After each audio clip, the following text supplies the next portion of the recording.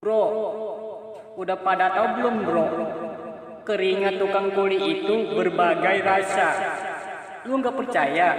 Nih sekarang mau dibuktiin ya. Keringat ini rasa melon, ini rasa semangka. Kalau ini rasa stroberi. Kalau keringat tangan ya rasa jus mangga. Ini bau kentut curut bro. Bukan bau.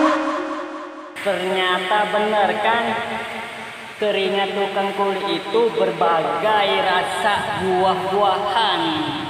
Makanya tukang kuli itu keringatnya berbagai rasa buah-buahan rasanya. Manis banget, semanis magis.